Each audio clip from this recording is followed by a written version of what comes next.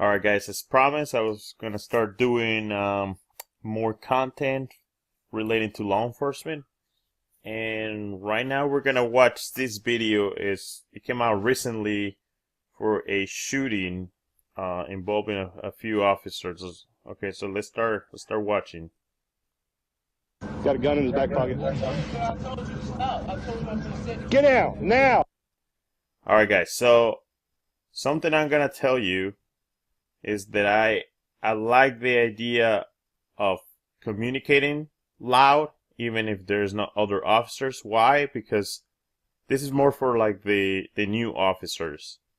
You need to communicate because, for example, let's say there's people behind the patrol car or on the side, then you can tell them, you're telling them, first of all, this guy has a weapon in the back pocket. Okay, so either you, as a citizen, you need to move to cover, run for safety, call 911 to get more units there. Also, as a witness, you can tell that, well, the officers say he had a weapon. So now, this guy wasn't just shot for being shot, okay? So let's keep watching.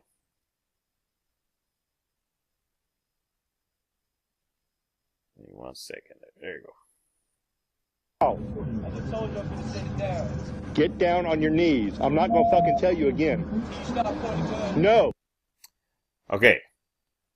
Something you're gonna experience, and this depends on your department. My department is more of the conservative side. Okay, so we don't. The supervisors don't go too much into the kind of language they're using. Personally, I believe that, yes, sometimes you might have to use foul language. Why? Because some people actually don't understand if you talk to them in, like, you can say normal words. That's the way they grew up, okay? So using foul language is their normal language. These officers tell him I mean, he's using foul language and he knows he means business, alright? A lot of the people, a lot of criminals, they hear these officers, especially old school, start, saying, fuck this, fuck that. Then they start getting the idea of like, well, I shouldn't mess around with this officer. Think about it. He has a gun, right? If he wasn't clear in his commands and straightforward, then this guy could, anything can happen. So when you're out there, make sure you're straightforward with your commands. Even if you had to use foul language, I understand. Follow your policies, number one. But if you have to, you have to. Alright guys, so the second unit is about to arrive to help officer number 1. So let's watch. Keep your hands out where I can fucking see them. Go down on your knees. Gun in the back pocket, Ron. Alright.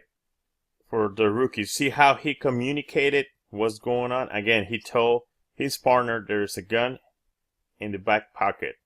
Remember, always speak up. Number 1, why do you need to speak up?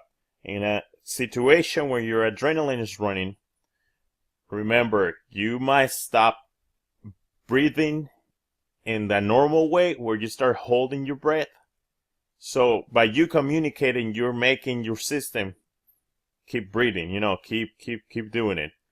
So by communicating to him, you tell him what was the hazard. Okay, so when he arrives, he needs to prepare for the circumstances that are going on right now.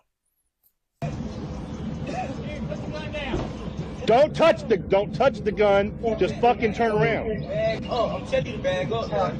I just told him bag up. If I can set the gun down. Don't touch the gun. Go down on. Okay. Now look at all the 3 officers. Everybody has their gun out. Now they're in angles, okay? He's almost in, I'll say, I guess this guy is in like the 90-degree angle. The other guy will cover the other side just in case he starts running, okay, towards a citizen, trying to hide, trying to run away, etc. On your knees now. I'm not going on my knees, so bag up. So I said the gun. Y'all got him. Stop walking up on me. Now the officer goes and gets his taser. He has 2 lethals, Always have lethal when you're gonna use any other weapon. Don't do that. Don't hit me with that. Fucking tase your ass. Okay, right there. He turns it around, okay? He turns it around. That right there, that's bad. In that moment when he turns around, he's already reaching for his weapon. I believe this was a suicide by cop, but let's look at what happened. Tase you. Right there. This officer was in the clear to shoot him, okay? Over here, he can see that he's reaching towards something. His head is already facing down. That means that he's trying to look for his weapon. He put it in his back pocket, but I guess he doesn't train every day to put it in his back pocket. Because when you train enough, you don't have to see where your weapon is.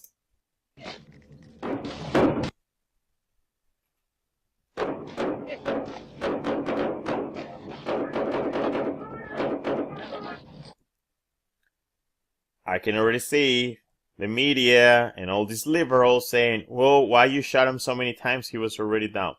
Remember, we are there to stop the threat, okay? This guy, it doesn't matter if he's down. He can still roll. His adrenaline is still pumping, okay? When your adrenaline is still pumping, you can say you gain a little extra strength that you didn't have before.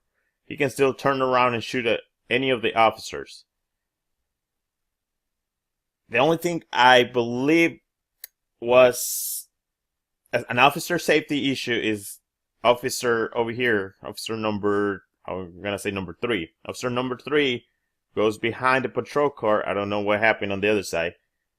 But if he, for whatever reason, he's still shooting this way, officer number 2 runs the other way as well to get cover, or he can get shot. So just be careful where you aiming.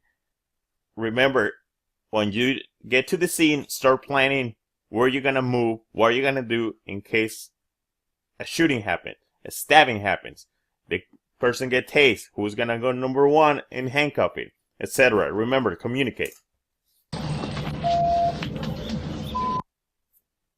Alright, well, that's you can say my analysis of the video. Overall, all the officers did really well. Everybody went home. That was the most important thing.